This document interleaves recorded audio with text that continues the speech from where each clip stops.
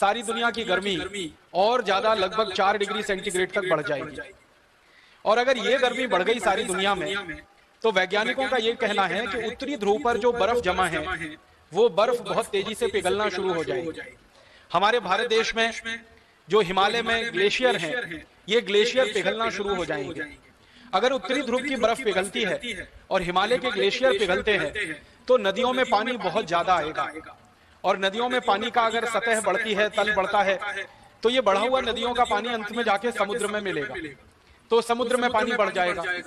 और कहा यह जा रहा है कि समुद्र के पानी में थोड़ी सी बढ़ोतरी अगर हो गई, मामूली सी बढ़ोतरी अगर हो गई, समुद्र के पानी में आप कल्पना करिए लगभग 6-7 इंच की वृद्धि अगर हो जाए, वैज्ञानिक तो अनुमान कर रहे हैं कि 12 से 14 इंच की वृद्धि हो सकती है, लेकिन अगर 6 से 7 इंच के समुद्र के पानी के सतह में वृद्धि हो गई, तो आपको बहुत दुख होगा ये जानकर कि दुनिया के बहुत सारे देश उसमें डूब जाएंगे।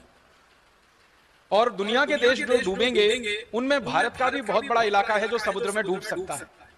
हमारे भारत में आपको मालूम है कि समुद्र के किनारे लगभग 2 लाख गांव हैं संपूर्ण भारत देश में। कर्नाटक में एक बहुत बड़ा इलाका है जो समुद्र के किनारे है। आंध्र प्रदेश का एक बहुत बड़ा क्षेत्र है जो समुद्र के किनारे है। तमिलनाडु का एक बहुत बड़ा क्षेत्र है, समुद्र के किनारे है। केरल का बहुत बड़ा क्षेत्र है, समुद्र के किनारे है। बंगाल का बहुत बड़ा क्षेत्र है, समुद्र के किनारे है। उड़ीसा का बहुत बड़ा क्षेत्र है, समुद्र के किनारे है। भारत में ऐसे लगभग 12 राज्य हैं जिनका कोई ना कोई इलाका समुद्र से लगता है। और अगर समुद्र के तल में 5-6 इंच से लेकर 12 से 14 इंच की वृद्धि हो गई, तो भारत के लाखों लाखों गांवों का अस्तित्व खत्म हो सकता है। हमारे देश का जो गोवा है, जो सबसे खूबसूरत राज्यों में गिनती किया जाता है, ये गोवा पूरा समुद्र में डूब सकता है। मुंबई का इलाका पूरा समुद्र में डूब सकता है। केरल का आधे से ज्यादा इलाका समुद्र में डूब सकता है। आंध्र प्रदेश का इलाका समुद्र में डूब सकता है आधे से ज्यादा। उड़ीसा, बंगाल, कर्नाटक, कई राज्यों का काफी इलाका समुद्र में डूब सकता है।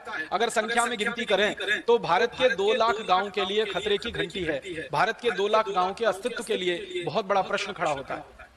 और ये भारत ही नहीं, दुनिया के कई देशों के लिए खतरे की घंटी है। आपको सुनकर ताज्जुब होगा, हैरानी होगी कि दुनिया में कुछ देश तो ऐसे हैं जो पहले से ही समुद्र के सतह से नीचे बसे हुए हैं, और वहां तो ये खतरा सबसे ज्यादा है।